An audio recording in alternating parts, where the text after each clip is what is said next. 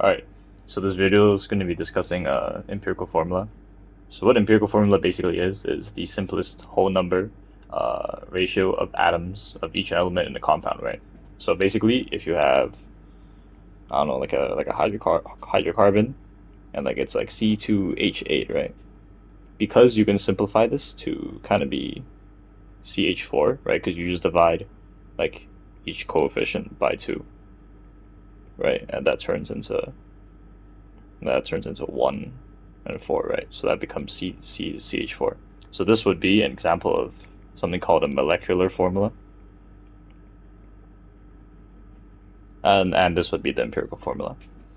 So if you have like another example, like, I don't know, like C20, H40, O60, right? So what would be the empirical formula of this? Well, it'd be, you divide each term by 20, right? So you divide that by 20, so that you give you 1. H would give you 2, and O would give you 3. So your empirical formula would be CH2O3. And that's it. So to calculate empirical formula, we're going to use something called the table method, alright? I'm stealing this method. But it's the easiest way I found to calculate empirical formula. So basically what you do is you take your question, it'll give you some information, but basically what you do is every time you get an empirical formula question, you draw this table. And based on like whatever information it gives you. So example is hydrocarbon, right? So you have carbon and hydrogens. So you put a C and an H, and then you make 3 rows. And then in these 3 rows, you write mass, you write moles. Oh, sorry. You write your atomic mass, and then you write your moles. So for your atomic mass, you already know what it is because you can just search it up in your periodic table. So for carbon, it'd be 12.01, and for your hydrogen, it'd be 1.01. And then, well, let's say you had a question, and then you just fill in your values. So let's say you had a question that was you had a hydrocarbon that was you don't know what it is. So it's CH, like CXHY. You don't know what H and Y are. That's what you're trying to find. So let's say it was 20% carbon and 80% hydrogen. So basically, you could take this total 100% as 100 grams. So it'd be 20 grams of carbon and 80 grams of hydrogen. So you put that into your table. So you do 20 and you do 80. And then your moles, because we know that mass equals to Mr. Moles. So your moles will be your mass divided by your atomic mass. So it will be 20 divided by 12.01, which is going to be is going to be 1.665. And then you do your 80 divided by 1.01, which is going to be like 79.21. And then basically what you do is you take your smallest number,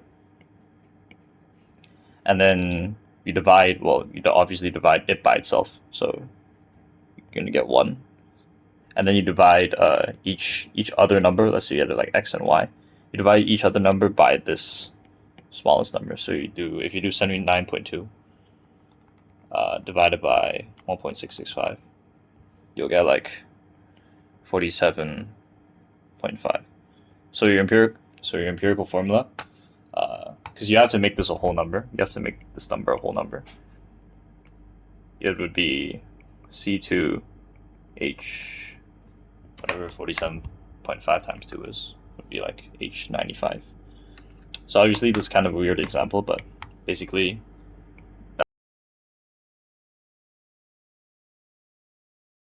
Alright, so here's a question.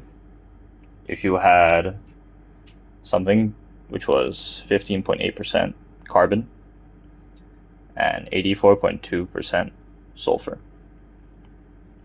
calculate the empirical formula.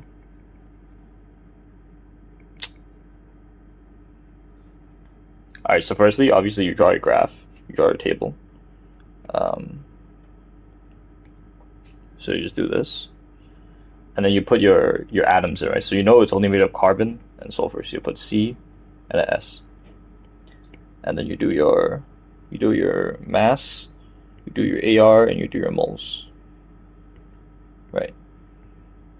So your mass of your total compound, you know these percentages add up. These two, they add up to 100%. So you can actually take these percentages as the actual masses themselves. So for carbon, it'd be 15.8, and for sulfur, it'd be 84.2.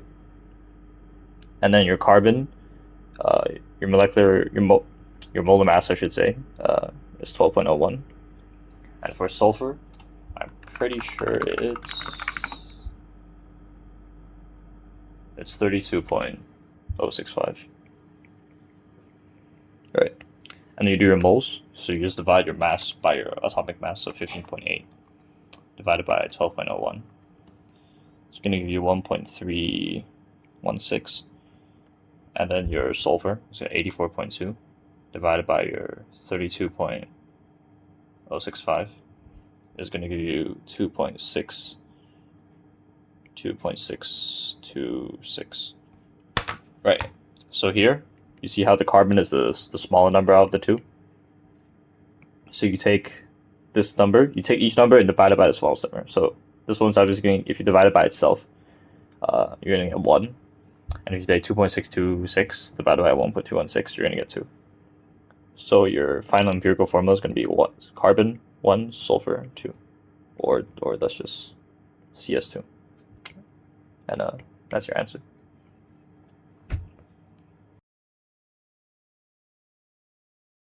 Harder example. So you have a 40% carbon, and then you have 6.7% hydrogen, and then you have 53.3% oxygen. So again, you do the table. This time, we have 3 elements, so we're going to have to draw another column. But the process is the same. So you put your C, you put your H, and you put your O. What you need to remember is that each of these, they're only singular elements. They're not, you don't put like O2 or like any sort of like compound, or you don't put a compound in there. You only put the atom itself. So again, you do mass, you do your atomic mass, and you do your moles, and you can write ratio if you want.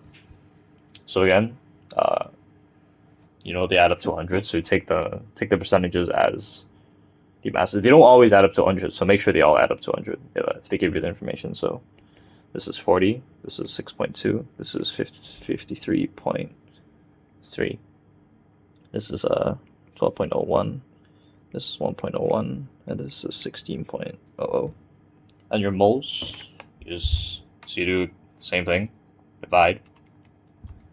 So your moles here for oxygen, you get 3.33, and this 6.2 divided by 0.01. For hydrogen, you get 6.14, and for your oxygen, you get 53.3 divided by 16, which will give you 3.33. So here, you have 2 that are like just as small. So you do the same thing. So you divide each of the moles by the smallest number of moles.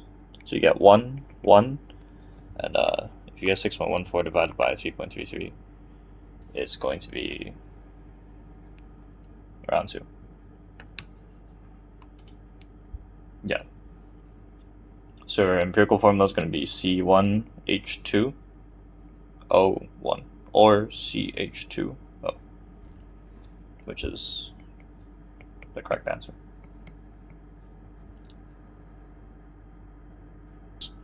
Typically, for the harder questions, I guess, they'll give you the total mass of a compound. Let's say it's 50 grams. Right, let's say it's 50 grams. And what they'll ask you to do is, and they'll give you the masses, let's say C, H, and O. they'll give you information on C and H, but you don't know O. And to find out O, you're gonna have to work backwards from the 50 grams. So, like as an example,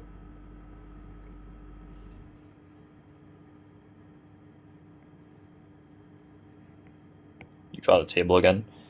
You have CH and O, and then you have your mass, and then you have your AR, and you have your moles. So again, so they give you a certain either like mass of this, the mass of this, or they give you the moles of this, or you find out like this information some other way, and you have to work backwards. So this is 1.01, this is 12.01, and you work backwards to find this value of H, right?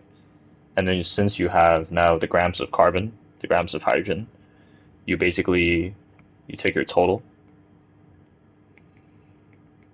you subtract your O, you subtract your C, you subtract your H, and that'll give you your O. And then once you have your O, you just put it back into there. Let's say this is like Z. And then, this is 16.0, and then you can find the moles, and then you can find out the empirical formula.